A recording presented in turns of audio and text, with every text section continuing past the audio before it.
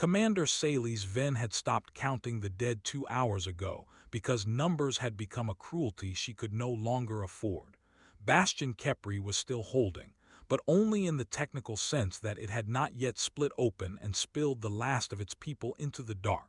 The fortress had once been a proud thing, a refuge citadel anchored inside the shattered inner ring of the gas giant Nareth, all curved shield walls and luminous docking spines built to shelter civilian convoys moving away from the front. Now half its outer plating was gone, 3 habitation sectors were burning without flame in vacuum, and every tactical display in the command well glowed some variation of red. Sally stood at the center pit with her wing-folded cloak torn at one shoulder, and watched the enemy formation tighten around the station like a fist. The Draxon ascendancy had not come for territory. They had come to erase a retreat. "Shield status," she said. Her voice sounded calm because she had practiced that sound her entire adult life. Across the command tier, Tactical Officer Relin swallowed and touched his console with shaking feathered fingers. "Primary barrier at 19%. Port lattice is gone. Civilian Dock 3 is vented. We lost the lower grav spine 30 seconds ago." Sally's closed 2 of her inner eyelids against the ache building behind them. "Medical decks, holding," came another voice from the rear, but only because they shut down half their lighting and life support to preserve the surgery stacks. That meant the wounded were breathing in cold air and being treated in dim red emergency glow, and everyone in the room knew it. Another impact rolled through Bastion Keri. The floor bucked under their feet. Overhead, a bank of lights went dead with a popping hiss, and somewhere deeper in the fortress metal screamed as another section lost pressure. A junior signal tech flinched hard enough to knock a headset from the console. No one mocked him. Fear was no longer shameful. It was simply the atmosphere of the room. Sally's forced her focus back to the tactical sphere. 12 Draxon assault hulls hung outside the broken ring gap, black and angular and patient. That patience frightened her more than rage would have. An angry enemy made mistakes. The Draxon did not need to hurry because they knew exactly what they had trapped. 43,000 civilians were inside Keri, families, transport crews, children from the border moons. Burned survivors from convoy lanes the ascendancy had already turned into graveyards. They had come here believing the fortress would hold long enough for deep system rescue to reach them. Rescue had not come. The nearest Allied task force had been destroyed 3 days ago at Orcs Gate. The nearest neutral relief convoy had turned back when the Draxon blockade formed. The nearest chance of survival now lived only in the time Sally's could still buy. "Incoming demand," Relin said quietly. "Same channel." Sally's did not ask from whom. The command well speakers opened on their own, and the translated voice of Archon Krelvar spilled into the chamber with machine-clean precision. "Refuge Fortress Keri," it said. "Your resistance is no longer militarily relevant. Power down your weapons. Open the civilian containment decks. Preservation processing will begin immediately. Further delay only increases waste." One of the bridge crew made a choking sound that might have been laughter if laughter could curdle into hatred. "Preservation processing." The Draxon called it that whenever they rendered displaced populations into labor stock, fuel stock, nutrient stock, anything except people. Sally's leaned toward the command pickup and answered before fear or grief could roughen her tone. "No." A pause. Then Krelvar returned with the same sterile certainty. "You are refusing survival. I am refusing you." She cut the channel before he could answer. The silence after that was not relief. It was the kind of silence that only forms when everyone knows the truth and no longer has the strength to say it aloud. Commander Terrell, her second, stepped closer from the lower weapons rail. His left wing was bandaged tight to his side where shrapnel had cut through flight bone earlier in the siege. "If the outer shield collapses completely, they'll board through the fracture spine first," he said. "We can still mine the breach corridor and hold another hour." Sally's looked at him. "With what Marines?" Terrell did not answer. They had started the defense with 900 trained security and militia personnel. Barely 400 were still fighting. The rest were dead, wounded, or sealing bulkheads with their own bodies because the automatic systems had failed. A medic channel opened on Sally's private line then, overriding rank with the hard privilege of catastrophe. "Commander," said Chief Surgeon Ibarra, voice breathless and thin over interference, "if the next strike hits the central power bus, the neonatal wards go dark. I need a guarantee, something. 10 minutes, 20. I don't care what lie you tell me. Tell me how long I have." Sally stared at the tactical sphere while the enemy cruisers shifted by fractions into firing lanes. She wanted to say help is coming. She wanted to say hold the line. She wanted to say anything a leader was supposed to say when the world narrowed into one impossible request. Instead, she gave the only honest answer she still owned. "I'm trying to buy you all of it," she said. Then she closed the channel before Ibarra could hear the failure in her breathing. Terrell came up beside her and lowered his voice. "There is one thing left." Sally's already knew what he meant and hated him slightly for saying it first. "No one monitors that band anymore." "Humans do," Terrell said. She turned to him sharply. "That's rumor. It's old law to them, supposedly. Old enough they still keep receivers open." Sally's looked back to the displays. 2 more Draxon cruisers were charging heavy batteries. The outer shield had the pale, trembling look of a dying skin. She thought of the stories traders used to tell in exhausted voices over convoy rations. Human search ships entering storm lanes no sane captain would touch. Human warcraft intervening in pirate massacres that did not concern them. Human commanders treating distress calls like debts instead of suggestions. Rumors. Frontier myths. The kind desperate people polished into faith because faith was lighter to carry than despair. "The rescue frequency is obsolete," she said. "Ancient." Terrell's good eye held hers. "So are we, Commander." For one terrible second Sally's almost laughed. Then another impact struck Bastion Keri. The command well lights went white and then blood red, and across the tactical sphere the primary barrier collapsed from 19% to 12% in one screaming drop. Relin spun from his console. "Commander, if we're sending anything, it has to be now." Sally stood very still. Then she reached for the old brass-covered transmitter key embedded beneath the emergency panel, the one no one had touched in 2 generations, the one built for a rescue doctrine the modern galaxy no longer believed in. "Open the archaic band," she said. "All frequencies under legacy distress law." Relin froze. "Commander, no one is going to hear that." Sally's looked up at the tactical sphere, at the closing dark shapes outside, and laid her hand over the key anyway. "Then let the void hear it," she said, and sent the call. The old transmitter did not sound impressive when it activated. It did not hum with modern power or flood the command well with elegant light. It clicked. A dry, mechanical click from a brass switch older than most nations still alive in the sector, followed by a low carrier tone that seemed too small and too fragile to matter against 12 Draxon assault hulls and a dying fortress. Relin looked almost embarrassed as the signal rolled out through the obsolete rescue band. "Legacy distress packet is away," he said, "routing through every dead relay the system still remembers."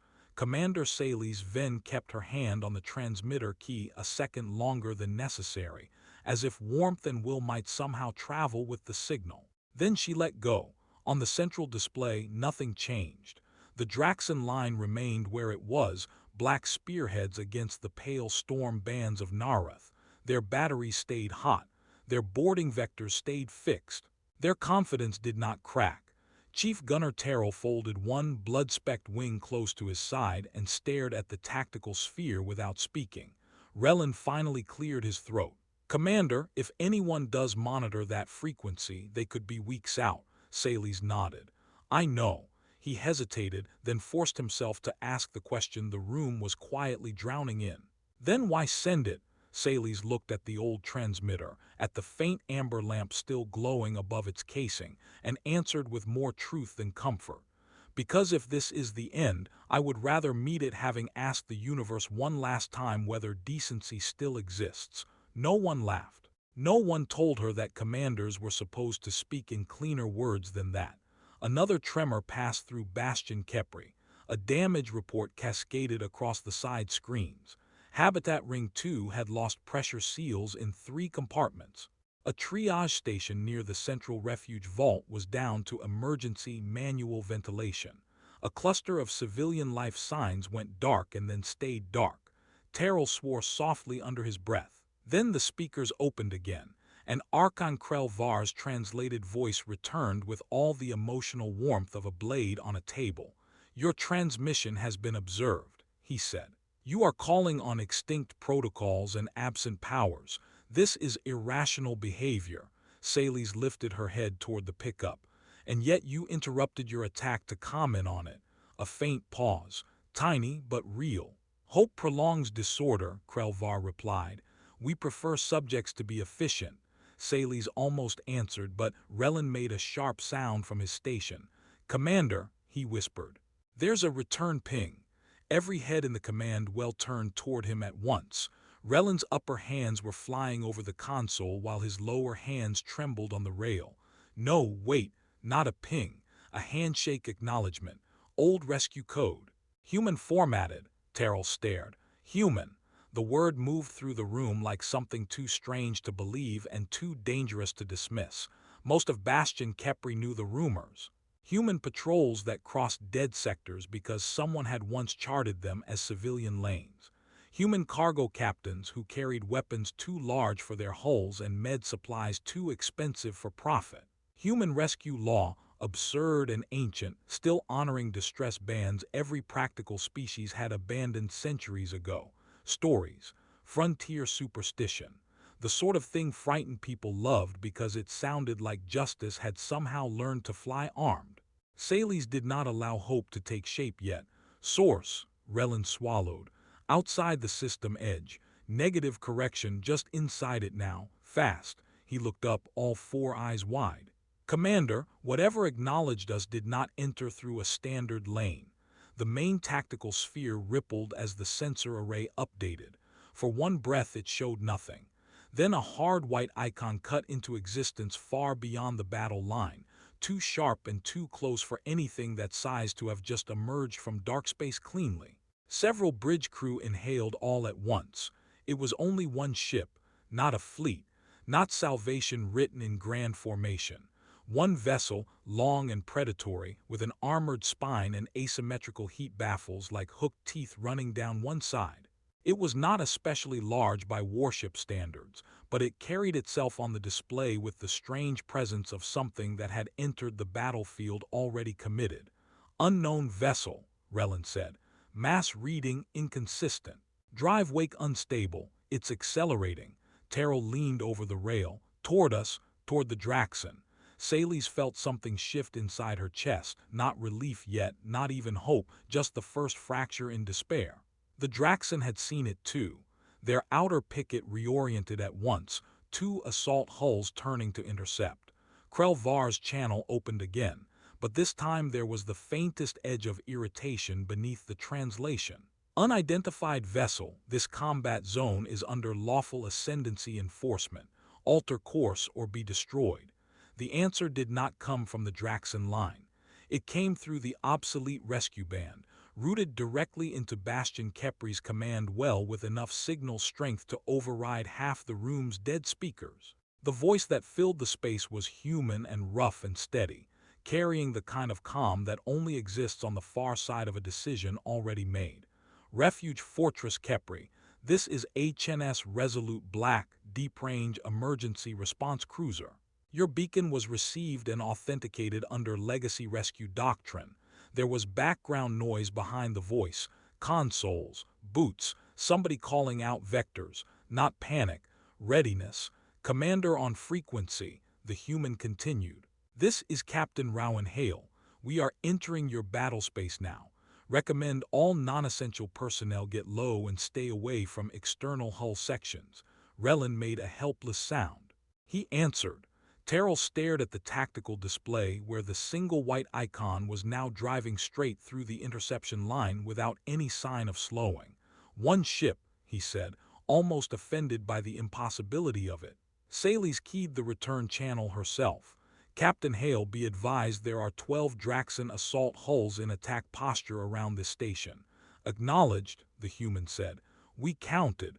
Then you understand the situation. A beat. Then, with infuriating calm, yes, Commander, your people are under protection now. The words hit the room harder than any promise of rescue fleet reinforcement could have. Under protection. Not we will try. Not hold if you can. Not help is coming eventually. A statement, simple and absolute, delivered by one human warship already burning toward 12 enemy hulls as if odds were an administrative detail. Outside, the first two Draxon interceptors opened fire, bright lines of plasma lashing through the dark toward the incoming ship. The unknown vessel did not break. It did not evade the way sane captains evaded. It rolled hard, cut between the first barrage on a vector so violent the command well gasped as one, and came howling through the opening in a burst of engine light and murderous intent. The first thing Commander Sally's Ven understood about the Resolute Black was that it did not fly like any warship she had ever seen. Draxon assault hulls moved with brutal certainty, all thrust and armored momentum, built to force space itself to yield through mass and intimidation. Illyri defense cutters were lighter and more elegant, designed to protect corridors and delay stronger enemies through precision. The human ship did neither. It came in like a deliberate act of refusal.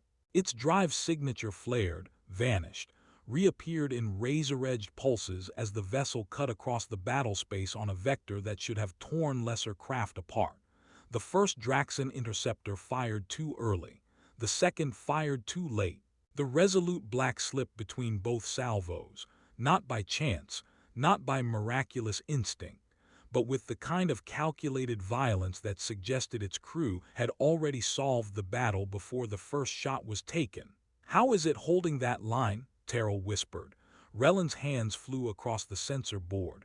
"It isn't holding one line, it's rewriting them. Commander, it's changing thrust geometry faster than our system can model."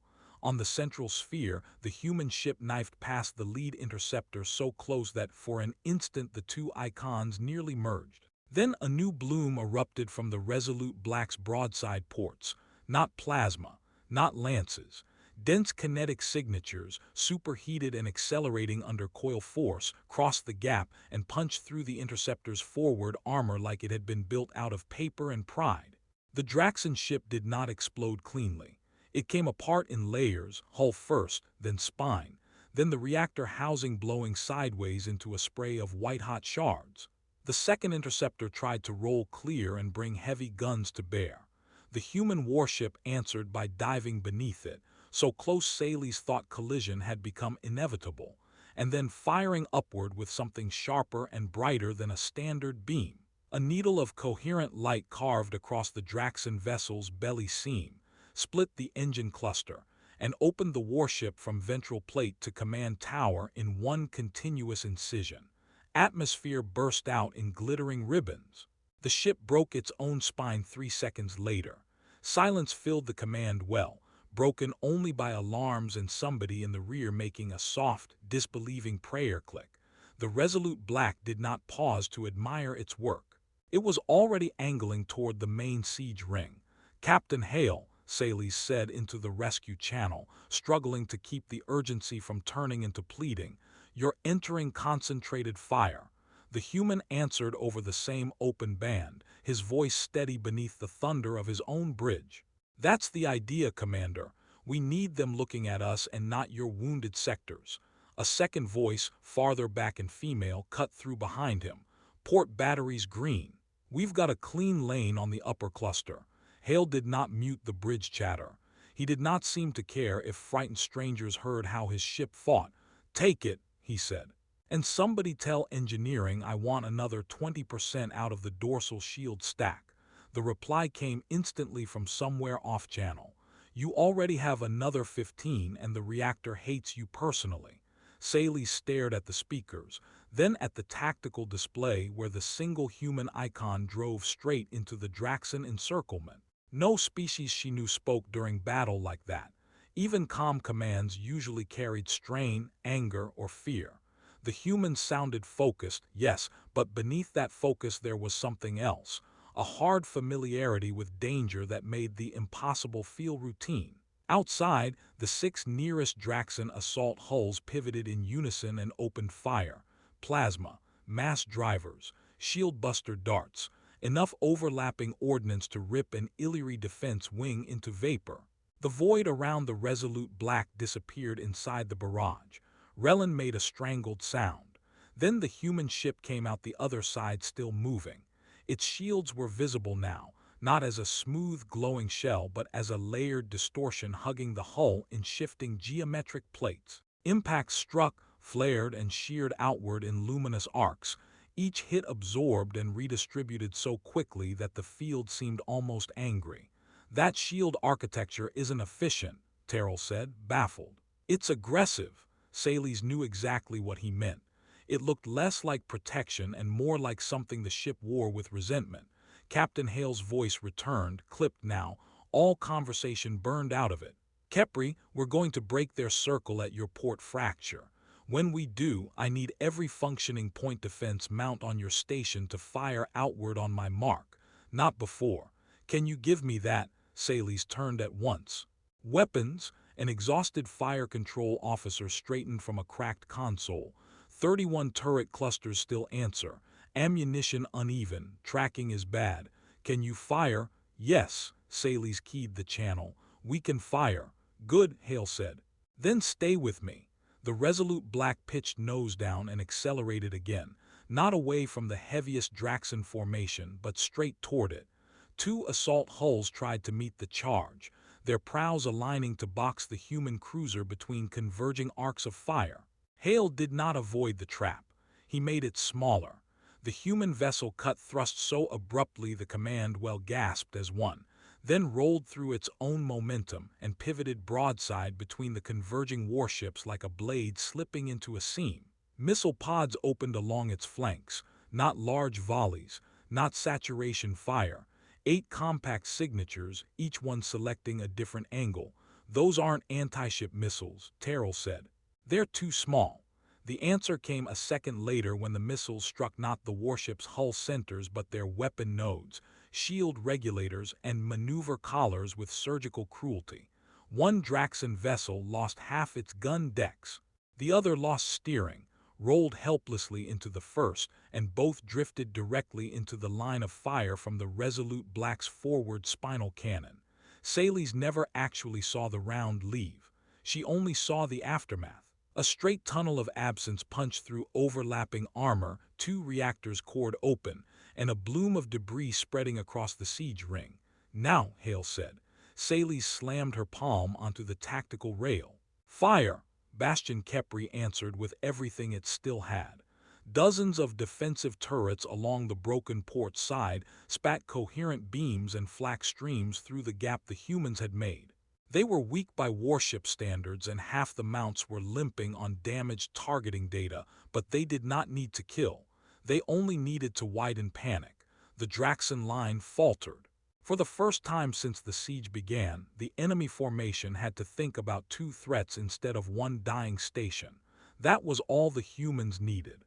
The Resolute Black surged through the opening it had carved, slammed into the inner siege lane, and began taking the assault host apart from the inside. Not recklessly, methodically, engines first, command relays second, boarding transports third. It was not showing off. It was dismantling the machinery of massacre. Salles watched one Draxon boarding carrier blossom into spinning metal after a human beam cut through its troop bays, and for the first time in hours she felt something dangerous return to her chest. Hope, yes, but sharpened now into anger. The humans had not come merely to rescue the dying. They had come to punish the ones who had tried to make dying inevitable. And outside Bastion Keri, in the cold ring shadow of Narath, the void had begun answering back in a human voice. The breach lane opened just wide enough for salvation to look like another kind of violence. As the Resolute Black carved through the inner siege ring, 2 armored docking spines unfolded from its ventral hull and latched onto Bastion Keri's shattered port frame with a grinding metallic thud that shook the command well. For a terrifying second, Sally's thought the old fortress would tear itself apart under the added strain. Then new structural data flooded her screens. The human ship was not just attached. It was actively bracing the station, feeding power into collapsed support nodes, locking mass anchors into fractured beams, and pushing emergency atmosphere into compartments that had been dead for over an hour. "They're stabilizing us," Relan said, disbelief turning his voice thin, while still fighting. On the main display, the Resolute Black continued to move weapons and shields independently of its rescue operations, firing outward through its own docking geometry with terrifying precision. "Humans do not separate those tasks," Terrell muttered, watching as a Draxon boarding frigate tried to exploit the docking moment and lost half its hull to a human point defense burst before it crossed even half the distance. Sally's keyed the rescue channel. "Captain Hale, your ship is carrying our structural load." "That's what the clamps are for," he said, as if this were ordinary work. Behind him she heard the constant hard music of a warship bridge under pressure. "Commander, I'm sending 3 teams across now. Medical, engineering, and corridor security. They'll have your beacon transponders on their armor. Anything without the beacon is not ours." Sally's turned at once. "Route them to the surgical decks first, then to life support hubs and the refugee vaults." "Already planned," Hale said. "Also, one more thing." His tone shifted, only slightly, but enough to make everyone in the well listen harder. "Your enemy is about to realize they're losing not just the kill but the witness. If they try anything desperate, it'll be against your civilians, not your guns. Keep your internal routes locked and your people low." The line cut before Sally's could answer. He had not been dismissive. He had simply moved on to the next necessary task. The first humans came through Dock Brace 7 less than 2 minutes later. Sally's went there herself because command was now happening in layers, and if strange soldiers were stepping onto her dying fortress, she needed to meet them with her own eyes. The docking corridor still smelled of burnt insulation and vented coolant. Emergency lights painted the walls in alternating blue and amber. At the far end, the inner seal cycled open, and a line of figures stepped through in pressure-rated combat rescue gear the color of storm metal. They moved fast but not wildly. Not a single wasted glance. The lead figure pulled off a sealed helm as she crossed into breathable atmosphere, revealing dark skin slick with sweat and close-cropped hair plastered back from a face made severe by concentration rather than temperament. "Commander Sally's Ven?" she asked. Sally stepped forward. "Yes," the woman nodded once. "Commander Naomi Price, Chief Medical Officer, Resolute Black. My trauma teams are headed for your surgery stacks. Anyone still breathing stays breathing. That's the doctrine." Before Sally's could fully process the phrase, another human moved in beside Price, taller, broad across the shoulders, carrying a compact fabrication unit in one hand and an ugly coil of armored cable over the other shoulder as if it weighed nothing at all. "Lieutenant Amir Kowari, Emergency Engineering." He looked past Sally's down the corridor, taking in the exposed conduits, the warped floor seam, and the atmosphere pressure readouts with one sweep. "Whoever kept this place together this long did not do it politely." Terrell, standing beside Sally's with his bandaged wing drawn tight, answered dryly, "We lacked the luxury." Cowrie grinned in a way that somehow managed to be both warm and alarming. "Good, we fix ugly just fine." More humans passed behind them carrying medical trunks, seal foam launchers, portable shield emitters, and plasma cutters modified for rescue instead of war. No one asked whether it was safe. No one hesitated at the damage. They spread into Bastion Keri like water, finding every crack that still had life behind it. Sally's realized, not for the first time, that the most frightening thing about humans was not how effectively they destroyed. It was how naturally they committed themselves once they had decided something must be saved.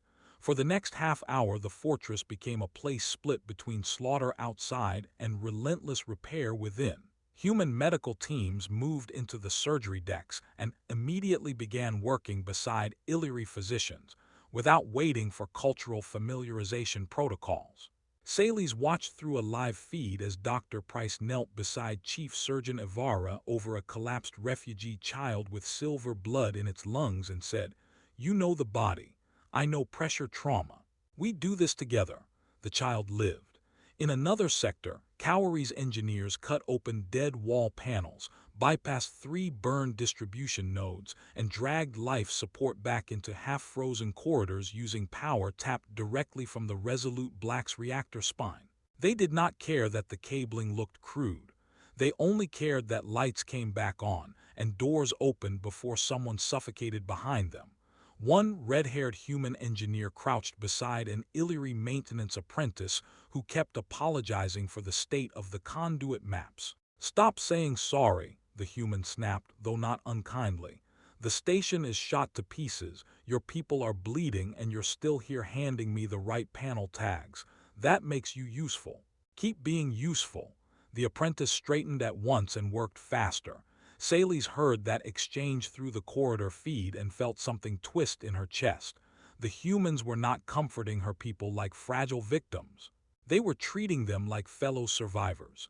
That did more for morale than any speech could have. She found Captain Hale only once during those first brutal minutes, and only because the bridge feed flashed open while she was crossing back through the command well. He stood strapped into his chair aboard the Resolute Black, one hand on a rail, one on the tactical display, his face lit by weapons fire and failing enemy signatures. "Status," he said as if they were already part of the same chain of command. "Medical decks are stabilizing," Saley's answered. "Life support is coming back online in 4 sectors. Your people are." She searched for the word and found none clean enough. "They're changing the outcome," Hale said, still watching the battle. Then his gaze shifted to her for one brief second. "Good. Because the Draxon are winding up for something ugly." Saley's felt the blood in her go cold again. "What kind of something?" Hale's answer came flat and immediate. "They've stopped trying to retake the siege ring. They're massing their remaining attack craft on a converging line toward your refugee vaults. Boarding torpedoes likely. Maybe internal kill drones if they've got them. They know they can't beat a rescue in open space, so now they'll try to turn your civilians into leverage before my reinforcements arrive." Terrell overheard from the next station and bared his teeth in a silent warrior's flare. "Then they're not finished." "No," Hale said, "and neither are we." The alert hit Bastion Keri 6 seconds later. Internal sensors picked up 4 unauthorized impact signatures along the lower refuge spine beneath Vault C, exactly where 30,000 civilians had been packed behind emergency shields and prayer-thin bulkheads. Boarding torpedoes. The command well seemed to inhale as one organism.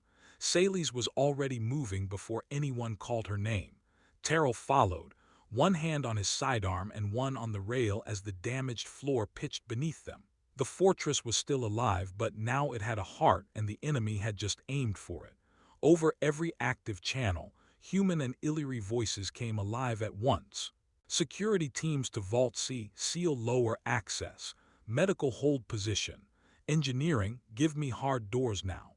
And cutting through all of it, calm as iron laid across fire, Captain Rowan Hale's voice came over the command network in perfect translation. "All hands, this is Resolute Black Actual. The enemy just made this personal. Hold your civilians. We're coming down to meet them." The first boarding torpedo punched into the lower refuge spine hard enough to throw Commander Saley's Ven against the corridor wall and fill the air with dust, sparks, and the metallic scream of ruptured braces. The second hit 3 decks below the first. The third buried itself beside Vault C's outer support arch and did not explode at all, which frightened Saley's more than the others because Draxon devices only stayed quiet when they were about to do something worse than detonate. She and Terrell reached the lower junction just as blast shutters slammed down behind them. Refuge officers were herding civilians toward the inner shelter locks in long, terrified lines, trying to keep order while the fortress shook itself apart around them. Children cried in high, thin bursts. Elderly evacuees pressed against the walls to let med sleds pass. Somewhere beyond the sealed bulkhead ahead, gunfire had already begun. Sharp human bursts, Heavier Illyri pulse cracks, and beneath them the deep, ugly hammering of Draxon breaching tools chewing through the station's bones. "Report," Saley snapped. A refuge lieutenant spun toward her with one side of his face smeared silver where a coolant pipe had burst nearby. "3 torpedoes confirmed, Commander. 1 impact section is venting. The other 2 cut through into maintenance lanes. We think they're trying to reach the vault from underneath." "Think," Terrell barked. The lieutenant swallowed. "The 3rd torpedo is carrying something that's scrambling our lower sensors." Saley's looked to the nearest wall display. The lower grid was a blur of static blooms and dead camera feeds. Smart. The Draxon had stopped acting like conquerors and started acting like butchers. Captain Rowanhale's voice came over the net a second later, tight and controlled. "Saley's, don't let them drive you into fixed defense. They'll want you bunching around the vault doors while the real strike comes through service routes. I've got Marines cutting in from Dock Brace 7, and my corridor teams are pushing from medical. Hold the civilians moving inward. We'll hold the line." Saley's drew a breath she did not have room for. "How many are you sending?" "Not enough," Hale said, "so we'll make them count." Then his channel cut as if the next order mattered more than reassurance, which Saley's thought with a flash of grim respect it probably did. The first human Marines reached the lower junction at a dead run 30 seconds later. 5 of them in hard-edged black rescue armor scarred bright by fresh impacts, moving with the compact violence of predators who had long ago accepted that fear was allowed so long as it never slowed the hands. Their leader, a broad human with a pale scar crossing one eyebrow, dropped to one knee beside the refuge lieutenant and yanked a tactical map from the static, using little more than instinct and profanity. "Name's Gunnery Sergeant Imani Akafer," she said without looking up. "Which way to your maintenance crawlspace?" The lieutenant pointed with a shaking wingtip. "That corridor dead ends into filtration, then drops 2 levels. "Good." Akafer rose and turned to her team. "Tor's with me. Pell, lock this junction. Avery, take the right stairwell and shoot anything meaner than a nurse. Ven," she said, glancing at Saley's at last, "your people know these corridors better than mine. I need guides who can keep running under fire." Terrell stepped forward before Saley's could answer. "You have one." Saley's caught his arm. "Your wound can still kill the correct species," he said. Akafer gave one approving nod. "That'll do." The humans moved before the moment could grow sentimental. Saley's fell in with the rear group because commanders who stayed behind at times like this deserved to be haunted. They cut through auxiliary passages narrow enough that the human armor scraped both walls, past a flooded conduit bay where engineering crews were still trying to keep power flowing through cables lying half-submerged in electrified water, and descended into the maintenance guts of Bastion Keri, where the air turned hot and smelled of burned metal and opened hull foam. Then the first Draxon kill drone found them.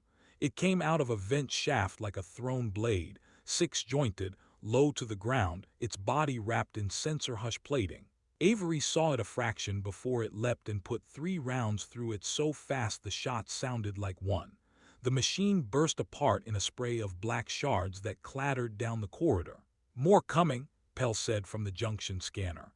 He sounded almost calm. Saley's realized that all the humans did, not emotionless, just settled into the work as if chaos was a weather pattern they knew how to walk through. They reached Filtration Bend and found the Draxon there already. 2 ascendancy boarders were cutting through a pressure door while another laid shaped charges around a support truss that held half the vault ceiling. So that was the plan. Collapse the spine, breach the inner vault, harvest whoever lived. The sight of it hit Saley's so hard her vision narrowed. Akafer's hand hit her shoulder once, grounding her. "On me," the sergeant said. The fight lasted 11 seconds. Avery and Pell dropped the rear boarder before it fully turned. Terrell put a pulse round through the charged layer's throat seam. Akafer and Tors hit the cutters head-on, not slowing for the Draxon's heavier armor, using motion instead of mass, smashing one into the unfinished breach and driving a combat blade through the gap beneath its jawline, while the other human trapped the second boarder's weapon arm and fired point-blank under its raised elbow. When it was done, the corridor smelled like ozone and scorched blood. "Disarm those charges," Saley snapped. Cowrie's engineers arrived behind them at exactly the right second, hauling a portable field cage and enough wiring to shame a reactor room. "Tell me the bad news first," Cowrie said, dropping to the truss with his kit already open. Saley's pointed upward. "If that support goes, 30,000 die." Cowrie grimaced. "See, that is very bad news. Good thing I hate being told no." He and two Illyri maintenance techs fell on the truss together, cutting away the Draxon charges and replacing them with an ugly woven web of human brace foam, tension rods, and raw stubbornness. The support held, for the moment, but before anyone could breathe again, Rellen's voice broke across the command net from the upper tactical well, high with fresh terror. "Commander, remaining Draxon flagship is moving. It's not retreating. It's turning directly toward the refuge spine. Power spike in the forward lance. It's going to burn through the fortress and take Vault C with it." Saley's froze. Every deck plan in her mind lit at once. If the flagship fired on that line, nothing inside the lower refuge chambers would survive. Hale came on the net immediately, and for the first time his comm carried a razor edge. "All hands, this is Resolute Black Actual. We're breaking dock to intercept. Corridor teams hold where you are. Nobody falls back." Saley's keyed in before he could cut the channel. "Hale, if you detach now, Kepri loses structural support." "If I don't," he said, "your civilians lose existence." There was no answer to that. Around her, humans and Illyri alike turned instinctively toward the outer hull as if they could already feel the massive warship unlatching from the wounded fortress. Then Hale spoke one last time, not to Saley's alone, but to everyone still fighting inside Bastion Keri. "Keep your people alive for 10 more minutes," he said. "I'll go kill the ship."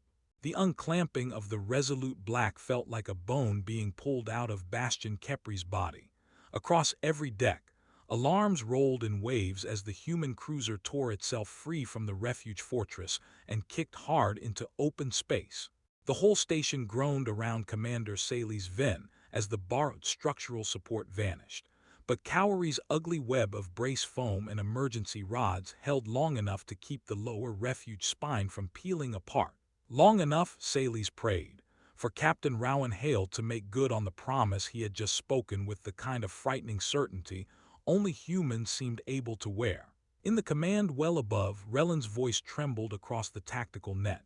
"Resolute Black has broken dock. Draxon flagship is charging the forward lance. Estimated firing solution on Vault C in 82 seconds.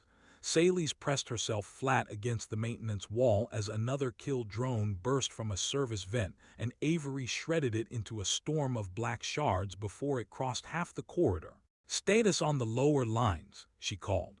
Terrell answered from the junction, breathing hard and firing in disciplined bursts down a smoke-choked passage where surviving boarders kept trying to push forward through their own dead.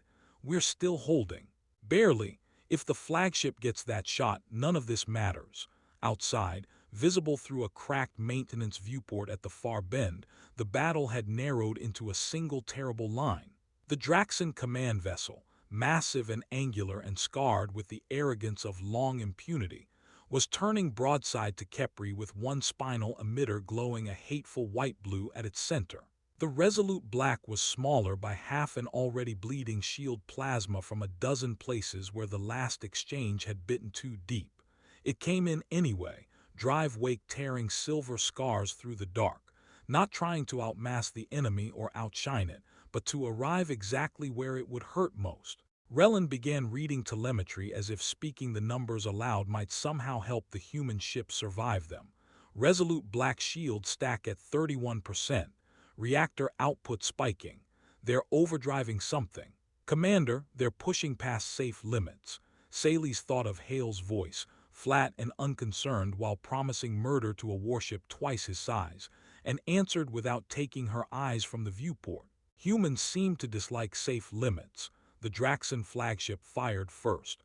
The lance crossed the void in a beam so bright it burned afterimages into Saley's inner eyes. Hale did not try to outrun it. The Resolute Black rolled directly into the shot. shields flaring into layered geometric plates that shattered outward under the impact. And for one impossible instant, the human cruiser seemed to vanish inside a star.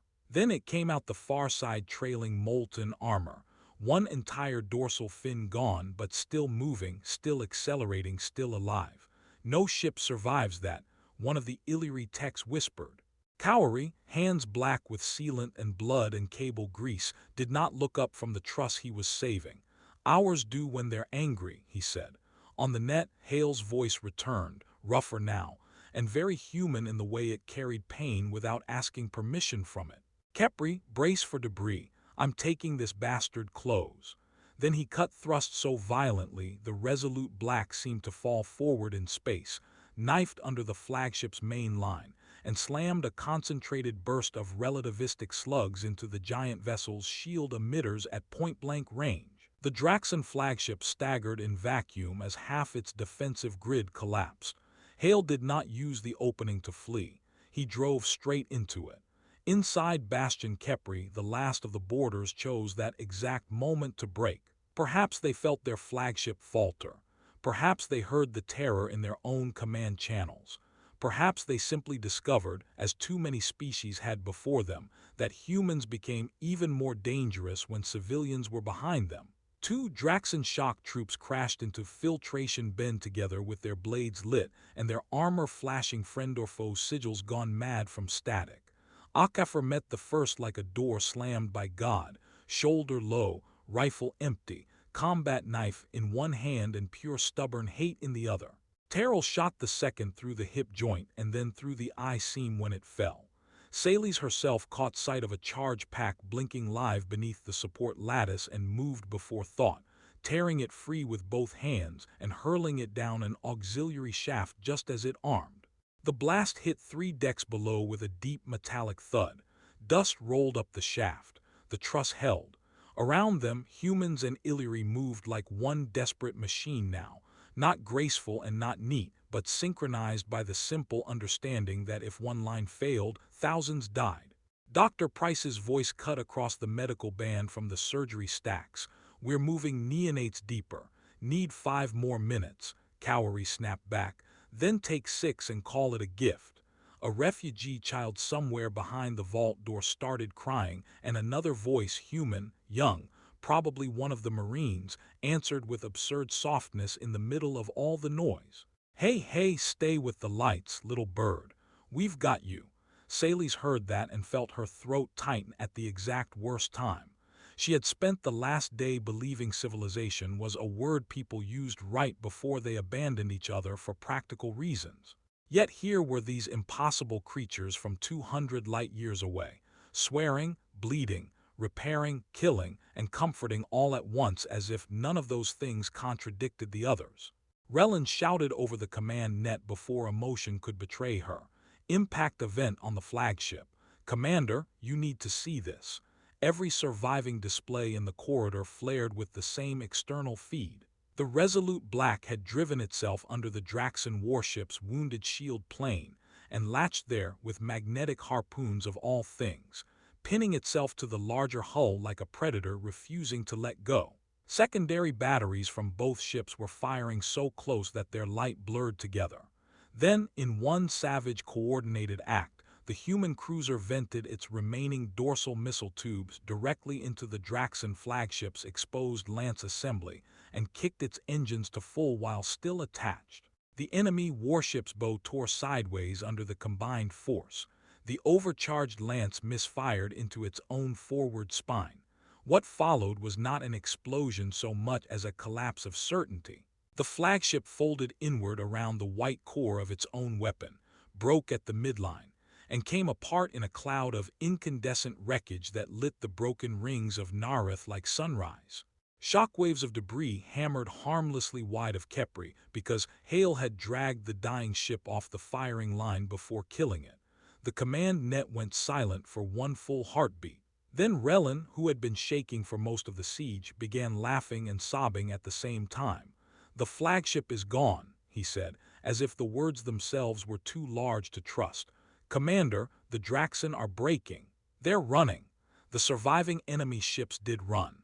2 jumped blind and left debris in their wake. 3 turned cold and surrendered to the empty void because there was no longer any command structure left to fear more than the humans. And beyond all that wreckage, just as Captain Hale had promised without ever quite saying the promise aloud, more contacts erupted onto the long-range board. Not one, not two, a wall of them. Human drive signatures blooming out of dark space in disciplined interval. Destroyers, carriers, heavy rescue tugs, and escort screens spreading around Bastion Keri in a widening defensive net.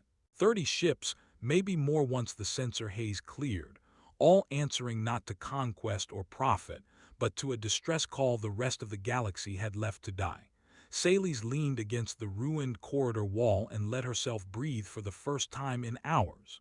Captain Rowan Hale's face returned to the net a minute later, bruised, exhausted, one side lit by emergency red aboard the battered but still living Resolute Black. "Keri," he said, and there was tired satisfaction in the word now, "you're secure. Reinforcement Group Perseus is taking outer screen. My engineers say your fortress is ugly but salvageable, which in human technical language is apparently good news." Cowrie shouted from somewhere below the camera line, "It is good news, sir." A faint smile touched Hale's mouth despite everything. "Commander Sally's, I'll keep a gun line over your station until the last civilian is moved or the last breach is sealed, whichever comes second." Sally's looked around at the smoke, the shattered walls, the human marines helping her people stand, the med teams carrying children instead of bodies now, and understood at last what the frontier whispers had always failed to explain properly. Humanity's greatest terror was not that they could arrive from the void and destroy a superior fleet. It was that once they decided your life mattered, they fought like the universe itself had signed a contract. "Captain Hale," she said quietly, "the Illyri will remember this day for generations." Hale nodded once. "Good," he said. "Then remember the useful part. If someone is still calling for help, someone should still answer." And outside Bastion Keri, among the burning remnants of the Draxon assault host, human warships spread through the dark like a promise that had finally learned how to roar.